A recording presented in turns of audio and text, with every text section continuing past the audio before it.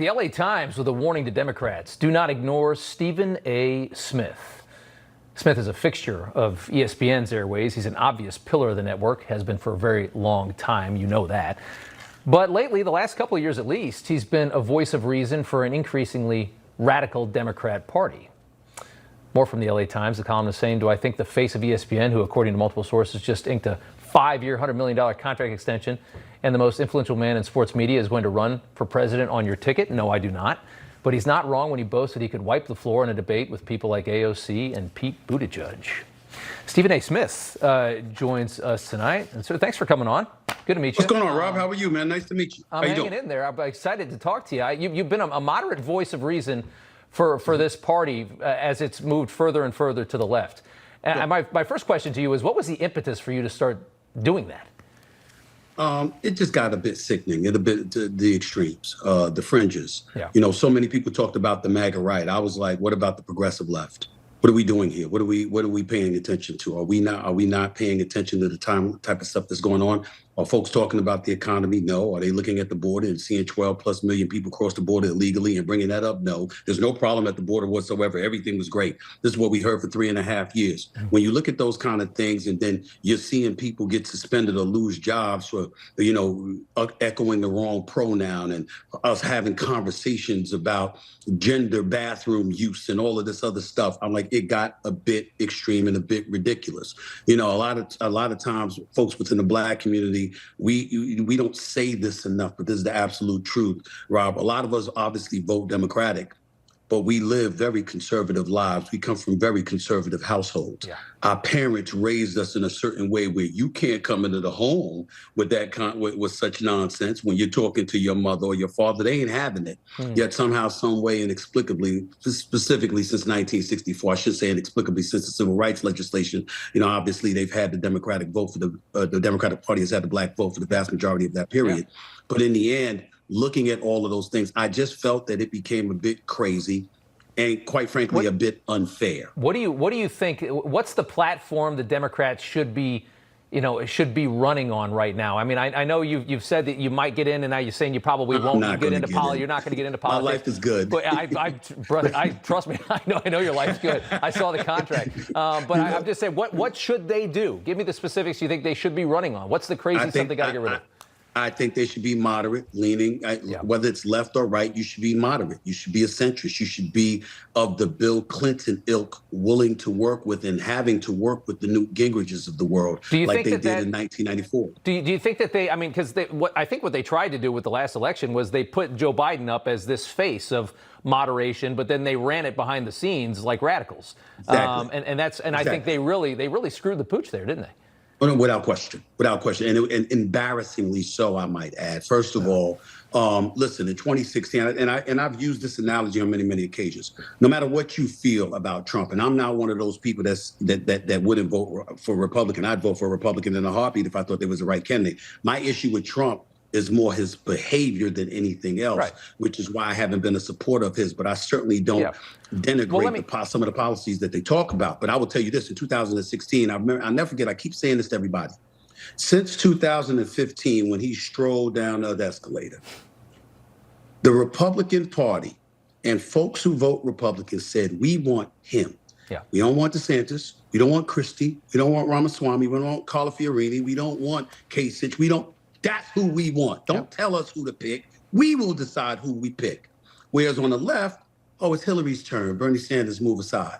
Oh, it's Joe Biden's turn. Oh, you know what? He needs to go after the June 27th debate. Now it's Kamala Harris' turn.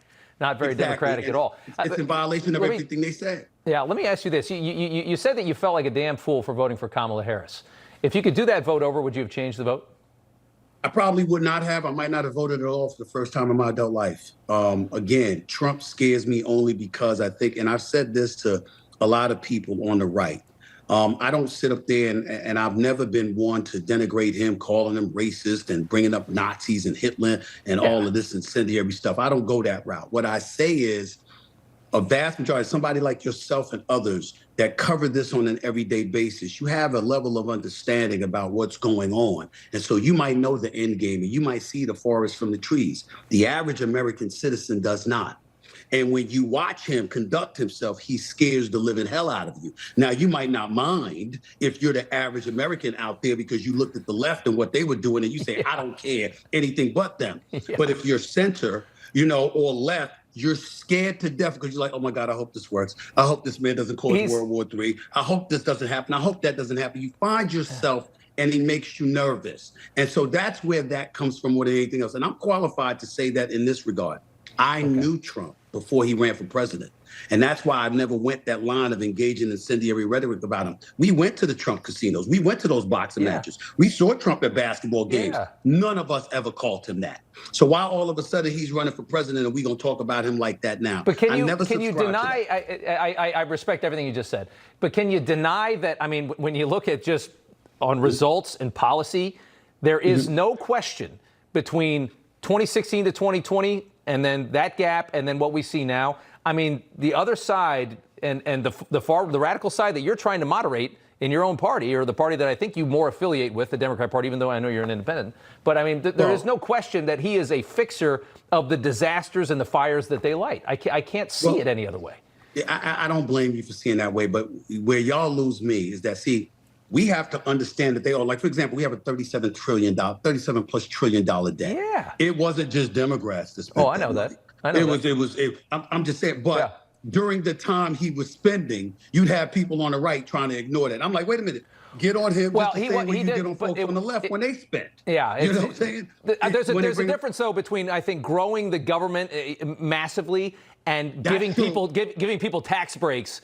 And there's two different kinds of deficit. And I like his kind of deficit. Yeah. That's fair. And I don't think it's wrong for you to say that. But in the same breath, if those tax breaks are going to people that your hope is ultimately going to employ folks, and that's not what they're doing with the tax breaks that they get, then how does that serve the American citizen? How does that fuel the economy? I'm just saying it's a question. I'm not saying I know the answer. You would know it better than me. I have to respect that because this is what you do every day. I'm just saying those are the kind of questions that you find yourself asking. The difference between now and years ago, I'd see one side and I say that side is just as wrong as the other side. Yeah. But when I saw how we got hoodwinked with the whole Biden thing, when I saw Kamala Harris go on The View and say, I would do nothing differently, I didn't see anything wrong. When I see 12 plus million people crossing the border illegally and we're acting like we don't have an immigration crisis. When I saw inflation and you telling us there was no inflation. When I saw crimes in the street, when I saw homelessness and you were saying those things didn't exist, it was a figment of our imagination. Yeah. I said, you know what?